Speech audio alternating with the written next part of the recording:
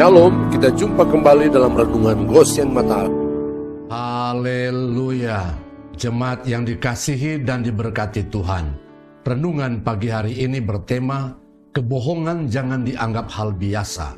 Bacaan firman terambil dari Mazmur pasal 34 ayat 14. Demikian firman Tuhan. Jagalah lidahmu terhadap yang jahat dan bibirmu terhadap ucapan-ucapan yang menipu. Dalam terjemahan firman Allah yang hidup, kalau begitu, jagalah lidahmu, jangan biarkan bibirmu berdusta. Banyak orang yang menganggap berbohong adalah sesuatu hal yang biasa-biasa saja dan bukan merupakan dosa, apalagi kalau ia berbohong untuk menolong orang lain atau dengan kata lain berbohong demi kebaikan. Orang suka menyebutnya dengan istilah dosa putih, tetapi di dalam Tuhan atau di dalam terang kebenaran Allah, kebohongan atau dusta tetap merupakan dosa. Karena tidak ada dusta atau bohong yang berasal dari kebenaran. 1 Yohanes pasal 2 ayat 21. Aku menulis kepadamu bukan karena kamu tidak mengetahui kebenaran, tetapi justru karena kamu mengetahuinya dan karena kamu juga mengetahui bahwa tidak ada dusta yang berasal dari kebenaran.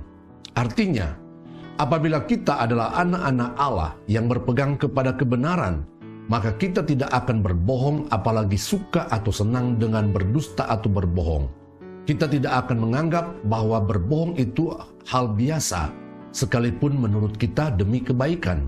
Ingatlah, berbohong adalah selevel atau setara dengan mata sombong, saksi dusta, tangan yang menumpahkan darah orang yang tidak bersalah, hati yang membuat rencana-rencana yang jahat, kaki yang segera lari menuju kejahatan. Amsal pasal 6 ayat 16-19. Kita harus selalu waspada dengan tipu daya iblis yang adalah bapa segala dusta yang mau menjebak kita.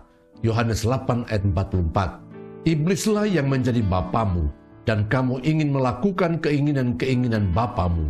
Ia adalah pembunuh manusia sejak semula dan tidak hidup dalam kebenaran, sebab di dalam dia tidak ada kebenaran. Apabila ia berkata dusta, ia berkata atas kehendaknya sendiri, sebab ia adalah pendusta dan bapa segala dusta.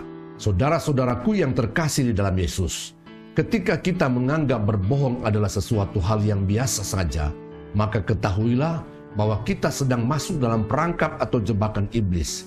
Kita tidak lagi mengasihi kebenaran, maka Tuhan pun membiarkan kesesatan datang supaya kita pun dihukum dan binasa. 2 Tesalonika 2 ayat 10 dan 11. Dengan rupa-rupa tipu daya jahat terhadap orang-orang yang harus binasa, karena mereka tidak menerima dan mengasihi kebenaran yang dapat menyelamatkan mereka. Dan itulah sebabnya Allah mendatangkan kesesatan atas mereka, yang menyebabkan mereka percaya akan dusta, supaya dihukum semua orang yang tidak percaya akan kebenaran dan yang suka kejahatan. Amin. Tuhan Yesus memberkati.